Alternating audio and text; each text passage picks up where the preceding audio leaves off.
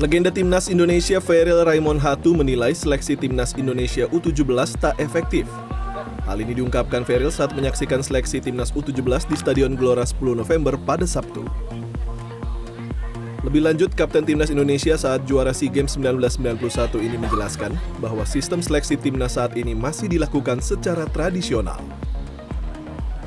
Menurut Feryl, seleksi semacam ini semestinya tak dilakukan lagi di zaman sepak bola modern, di mana pada zaman sepak bola modern dan sistem sport science seperti sekarang ini, semestinya PSSI sudah memiliki database pemain yang memiliki kemampuan bermain bola yang bagus.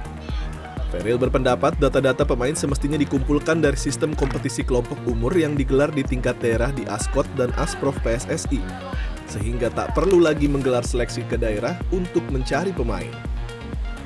Sangat tidak efektif kalau timnas itu untuk kepentingan U17 masih model seperti ini.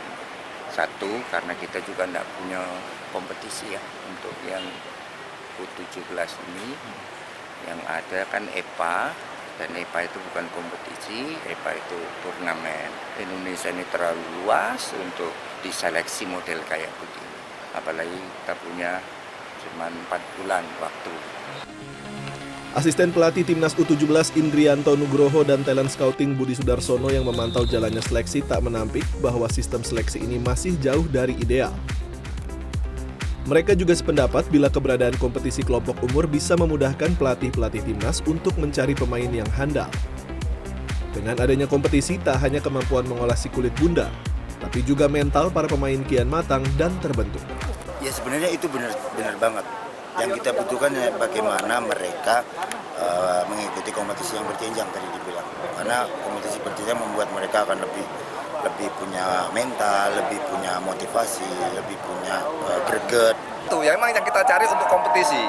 Kalau kita ada kompetisinya, kita lebih enak untuk memilih. Tapi karena kalau nggak ada kompetisi ya, karena yang dari Pak Ketua Umum, Pak Erik, semuanya warga negara berhak untuk mengikuti seleksi ini.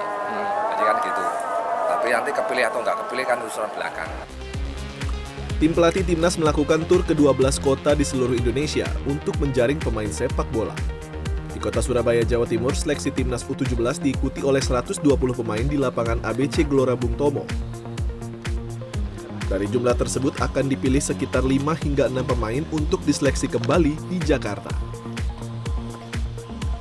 Penilaian dalam seleksi ini diantaranya kemampuan individu seperti fisik, kecepatan, tinggi badan minimal 170 cm, kemampuan mendribel bola, memberi dan menerima umpan, akurasi tendangan, hingga kemampuan bekerja sama secara tim.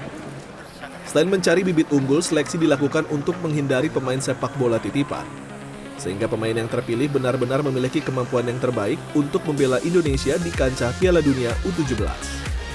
Tribroto Purnawanto, Surabaya, Jawa Timur.